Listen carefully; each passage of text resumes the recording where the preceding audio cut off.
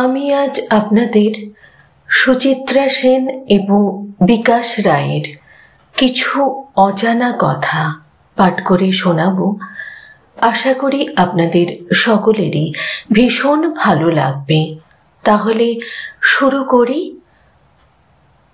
দেখো তোমার কি হাল করি।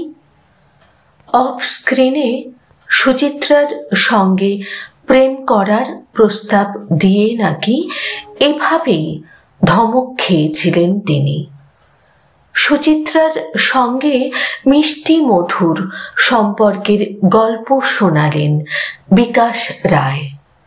কিছুদিন আগে গিয়েছিলাম শান্তিনিকেতনে, কাজে নয় নিছক অবসর কাটানোর জন্য। বোলপুর টুরিস্ট লজে ওখানকার ম্যানেজার বাগচির তত্ত্বাবধানে কর্তাগিন্নি থাকতাম। সারা দিন ঘুরে বেড়াতাম সাইকেল রিকশায়, তীর্থ দর্শনের মতো। একবার উত্তরায়ণে, একবার ছাদিমতলায়, আম্রকুঞ্জে, কলা ভবনের আশেপাশে, রামকিঙ্করের পোড়ো ভিটে। একদিন রিকশায় যেতে যেতে হঠাৎ একটা পোস্টার নজরে পড়ল।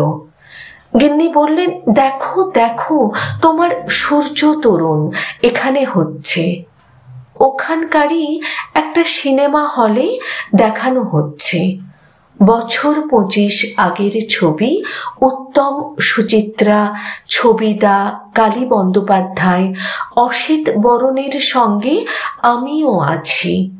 ছবিটা যখন রিলিজ করে তখন আমার দেখা হয়নি।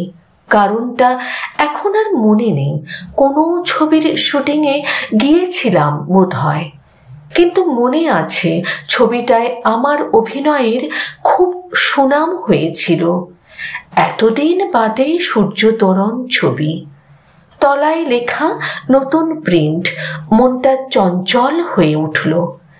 তাই গিন্নি যখন বললেন, চলো না দেখে আসি, তখন রাজি হয়ে গেলাম।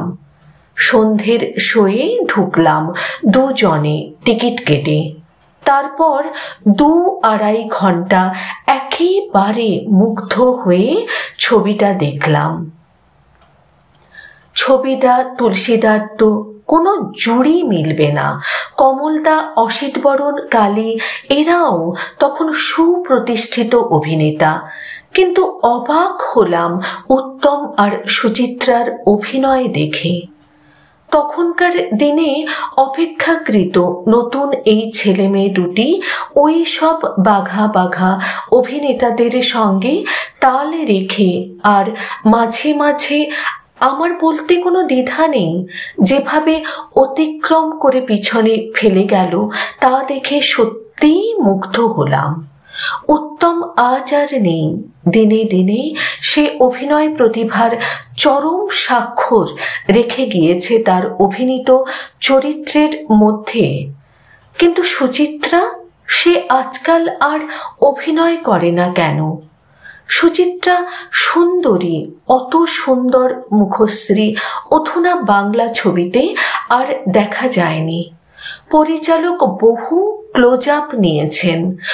এই ক্লোজ আপ শটগুলো স্ট্যান্ড করা যে এত কঠিন এবং এগুলোর মধ্যে সূক্ষ্ম কাজ করা, অর্থাৎ অভিনয়ের চিকন কাজ করা যে কত কঠিন, তা যে কোনো অভিনেতা অভিনেত্রী স্বীকার করবেন। সূর্য তরুণে আমি সুচিত্রাকে দেখলাম সেই ক্লোজ আপ স্ট্যান্ড করা আর সেই অতি সূক্ষ্ম কাজগুলো বিস্তারিতভাবে কত অবলীলায় করা। সুচিত্রা সেনের সঙ্গে আমি অনেকগুলো ছবিতে কাজ করেছি। কি একাগ্র নিষ্ঠা, অসাধারণ মনোসংযোগ দিয়ে তিনি কাজ করতেন তা আমি দেখেছি। ঢুলি বা সাপ মোচনের নায়িকার অত্যন্ত দুরূহ গানের সরগমের সঙ্গে ঠোঁট মেলানো, সাজঘরে মাতাল স্বামী আর একমাত্র ছেলের প্রতি গভীর ভালোবাসা আর কর্তব্যবোধের অন্তর্দ্বন্দ্ব ফোটানো, জীবন তৃষ্ণায় দাদা আর প্রেমিকের সংঘর্ষের সক্রিয় অংশ নেওয়া। উত্তর ফাল্গুনীতে মা ও মেয়ে দুটি ভিন্ন ধরনের চরিত্রে অসামান্য রূপদান। সে যেসব সমালোচকরা বলেন সুচিত্রা মিষ্টি মুখের ক্লোজআপের বৃত্ত থেকে বেরোতে পারেনি, তারা এই গুলিতেই উত্তর পেয়ে যাবেন বলে আমার বিশ্বাস। উত্তম একদিন বলল, রমা, তোর কি সাহস, তুই বিকাশটাকে বিকাশ বলিস? সুচিত্রা উত্তর দিল, ছবিতে প্রেমের পাঠ করব আর অন্য সময় ন্যাকা ন্যাকা করে বিকাশটা বলবো, ও আমার পোষাবে না। আমি বললাম, খুব ভালো, তুই আমাকে বিকাশই বলিস, তাহলে ছবির বাইরেও তোর সঙ্গে প্রেম করতে পারবো। সুচিত্রা বলল, একবার চেষ্টা করে দেখো, তোমার কি হাল করি।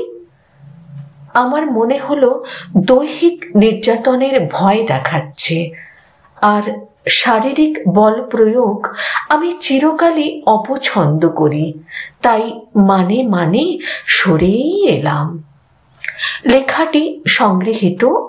লেখাটি আনন্দলোক পত্রিকা থেকে সংগৃহীত।